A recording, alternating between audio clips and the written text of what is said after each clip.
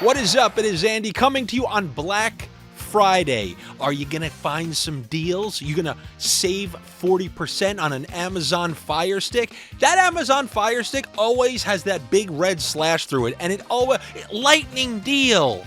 Flash deal. They just have to keep making up scam deals. Just change the price. We know it's like $22. You love marking it down from $65. It's been $22 for like 8 years now. Stop trying to scam me with the fake slash. Black Friday deal extended to Cyber Monday. It's Black Friday week. It's all a scam is what it is. But you want to know what's not a scam? Actually, it kind of is. This Friday slate, full slate of NHL games. It's all or nothing. You get 14 games, then you get no games. Did they get to go? Who went home? Did they fly home for the day just to panic and go back? I don't think so. But there is a huge slate of games. But it's not your standard 9 to 5 games. It's not your standard, we got games at 7, 7:30, 8, 9.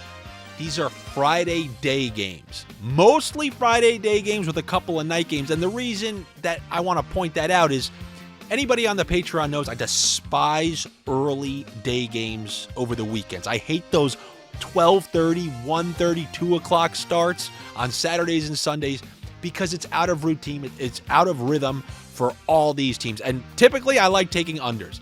Every single night when these teams play, there's a standard routine. You have the morning skate, and then there's a nap, and then they come into the building.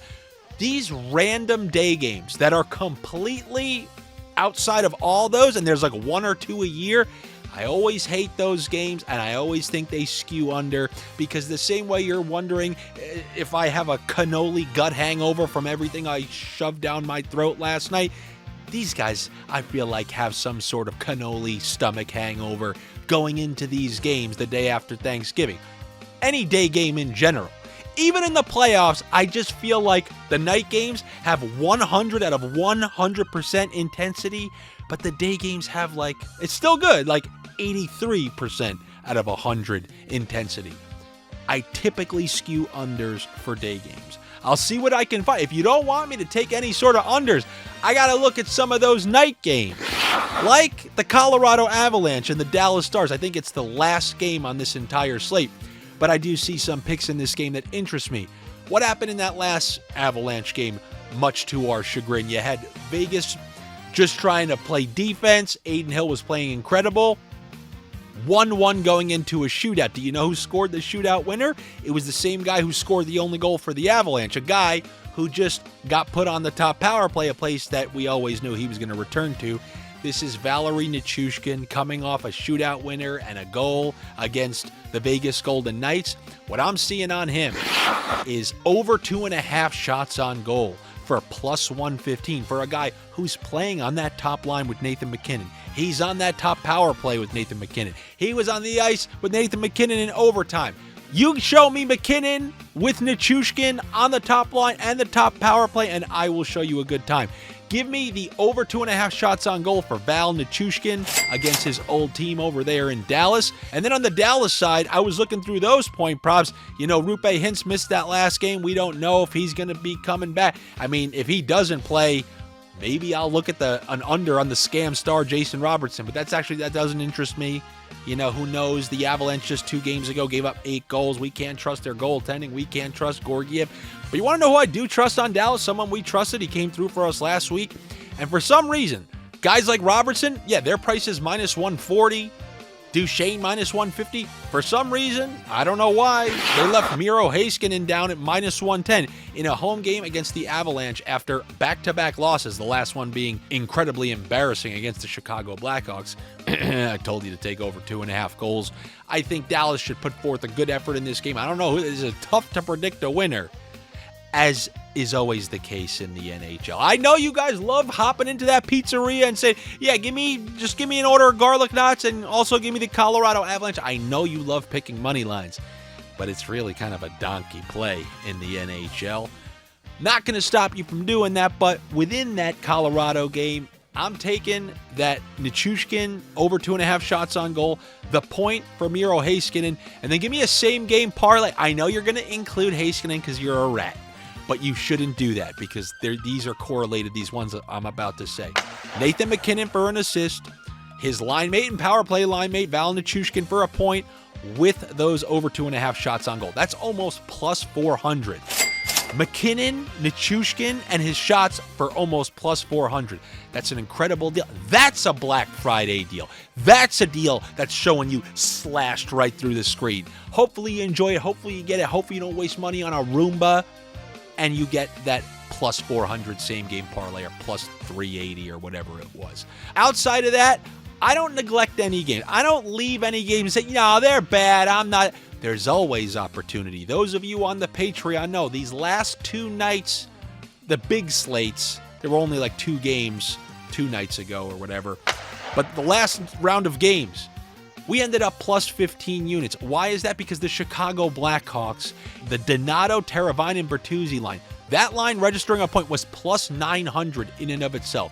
If you try to outthink everything and say, yeah, but that's the Blackhawks, I'm not going to do that, then you're maybe just hovering a little over even. But when you play the line combos, that's the benefit. One can cure all. And 2 slates ago, so 2 days ago was the big slate, I think 4 days ago was another big slate, we would have been relatively even if we left this team out, and that's the Calgary Flames. All 3 of their combos hit, and all 3 of their combos were priced around plus 300. We had another, I think we were up 9 units on that night. So you don't want to neglect the bad teams just because, they're at the bottom of the standings, they don't provide any value. And I see value here in this Columbus Blue Jackets Calgary Flames game. Am I going to go back to those Calgary Flames? Look, they'll be on the spreadsheet. It's always annoying with them. You got to send in 3 different duos and hope for the best. We've seen them all hit. We've seen them all screw us like 2 nights ago. But I'm actually looking at the other side because there's a player on Columbus offering us a fantastic price. This is a guy who registered a point in the last game. He plays on the first line, and he was the only member of the first line to register a point in last game, the game before that, game before that. This is Dmitry Voronkov, who was inserted into that top power play a few games back. He's on the top line with Marchenko, his fellow Russian, and Sean Monahan. And this line has been playing well. I see no reason to break them up. And we're getting plus 125. The other members of that line, minus 120, minus 125, plus 125 for Dmitry Voronkov against Calgary. Now, you know Calgary's been playing in some low-scoring games. A lot of low-scoring games for Calgary. But when you get 2 bad teams together, there is that chance of awful ruckus.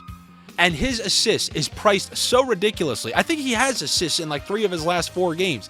If you take him for an assist, if you remember last year, I said the high-priced assist is like the stirring straw that stirs the high-price parlay. If you take his assist with his fellow Russian from last year and now this year again, Marchenko's point, plus 400.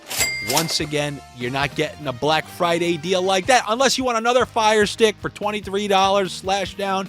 I'll buy a Fire Stick when that thing is $2. That will be a true Black Friday deal. So give me Marchenko and Voronkov in that same game parlay. And I just want to tell you, I know you're not going to do it. I know you're stubborn. I know you just don't want to click unders. I don't care that a few of them didn't hit. I know Zibanejad hit. We know Brock Besser hit. All 4 of those same guys, they qualify for me. If you see Chris Kreider's not playing, I like the under on Mika Zibanejad playing on a line with Cooley and Berard. I know Berard scored, but once again, Mika Zibanejad was held off the stat sheet. And I'm kind of going to ride that one until Chris Kreider comes back, or they change the line, or they put him back with Panarin or something like that. That's a good sniff if you ask me once again. Same thing with Brock Besser. We won on that one. They didn't include his point prop last game, but now it's back like Raz Al Ghul. We will just quickly confirm, I'm 90% certain they're not going to insert him on that top line because that top line has displayed pretty good chemistry. So if Besser's on any other line, go ahead, put him with Garland. I'm still not worried. I want that under half of a point on Brock Besser. Evgeny Malkin is playing by himself with Beauvillier, and I forgot the other guy. It was a wild game. You get these every once in a while. The Chicago Blackhawks just put up a 6th spot on the Dallas Stars. And Pittsburgh, after playing like absolute trash, they scored like a quick 5 goals against the Vancouver Canucks. Was Malkin all over the score sheet? No. It was a ton of Raquel, Crosby, Rust, because they're stacked on the top line. There was one dinky Malkin point. Don't go back to it, fine, but I am, because they're going to Boston, who have played in nothing but low-scoring games other than the other night, the upside-down night. It was the night before Thanksgiving when you're going out and Stevie Bong Rips is trying to talk to that girl from high school. That's what it was in hockey terms as well. You were seeing crazy things. You were seeing Pittsburgh put up 5 on Vancouver immediately. You were seeing the Blackhawks wax the Dallas Stars. That's the kind of night it was. That was pre-Thanksgiving. Now it's lethargic post-Thanksgiving. Unders on those points. Mika under. Besser under. Malkin under. And yes, DeBrincat under. I'm doing it. I don't care. If you get the point on the power play, I have to take my hat off. The whole reason I take the bets is because I've strategically found them on a line that isn't conducive to scoring. If you see Kane is not in that lineup, then yeah, I'll take my chance he doesn't register another point on the power play. As long as he's away from Larkin and Raymond, that's still a good bet. Go ahead, don't take it. I don't care. I have a feeling this is going to be a cannoli cream slate with a lot of unders, a lot of lazy skaters, and a lot of cashed unders more so than overs. But it doesn't mean we're not going to have some over. We're going to have those sheets yet again. We're going to have, at least try to have, another big night for the third straight big slate.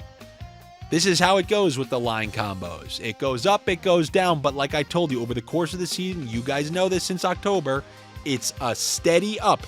And then I know you're going to scream when there's a quick down. But as Martin Tyler once told me in FIFA 2006, sometimes you have to go back to go forward. And that is the case with the line combos. That's the case with Sniffs. And that's the case with Black Friday. Good luck to you. Oh, no, you want one more? We got the Winnipeg Jets taking on the Vegas Golden Knights. And I'm thinking that I'm catching these teams. Remember, I used to talk about the perfect storm of ingredients? Well, there's fronts coming in. Cold fronts meeting high pressure, and it's the perfect storm for an under, in my opinion, for the Winnipeg Jets and the Vegas Golden Knights. We saw Vegas just defend their way to a 1-1 overtime game versus the Colorado Avalanche. We saw Aiden Hill play extremely well in that game, so you show me good goaltending, a team that we know they can play defensively in stretches. We've seen that from all these Bruce Cassidy teams. And then Winnipeg on the other side, well, we're seeing it. The classic first quarter of the season's over.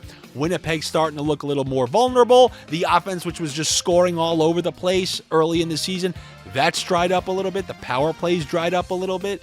So I think this one's going to look similarly crusty on this post-cannoli Friday. I'm going with the under 6 between the Winnipeg Jets and the Vegas Golden Knights. That's what I have for you on the Black Friday. Now, no headphones. I've seen the same Bose headphones, 60% off or whatever.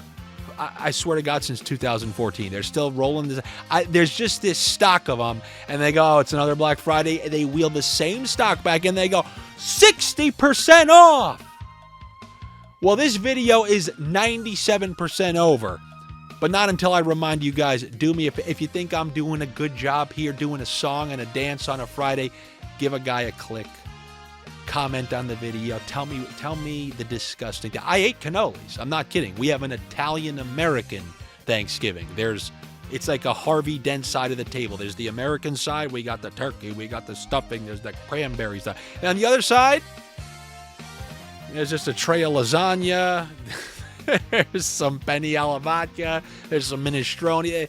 It's an Italian-American dual Thanksgiving, but a solid Thanksgiving nonetheless. The same way I hope these Sniffs will be solid. So like I said, engage with these videos. It helps more people see the videos. That would be nice to get some more people into the pizzeria here. And then obviously, if you guys want to support this show, you can be you see the Packers win last night, but that's how good it feels when you're. I know I had the Dolphins plus 3.5, but that's how good it feels. I should have known. They have all those minority owners of the team. That's what you can be. You can be a minority owner of this show by joining the Patreon, funding everything here. There are no sponsors. When there's one, I'll be the first to tell you. That Starburst. I won't advertise Starburst until they kick that yellow out of the man. If you like, somebody's going to do it. They're going to do it. They're going to say, if they're just being an antagonist and comment, I truly do like the yellows. Hey, you're sick. You're a sick human being. But you know they should be demoted like a Premier League team. You know they should be relegated to like the tropical Starburst. The yellow should be in a tropical Starburst thing. It should be red, pink, orange, and that's it. Take it easy. I will talk to you before the weekend. I will have a round of Week 13 NFL Sniffs. And as far as hockey goes, I'll see you on Monday. But I will be posting the weekend picks on the Patreon. Hopefully I see you there. If not, I'll see you over the weekend. Take it easy.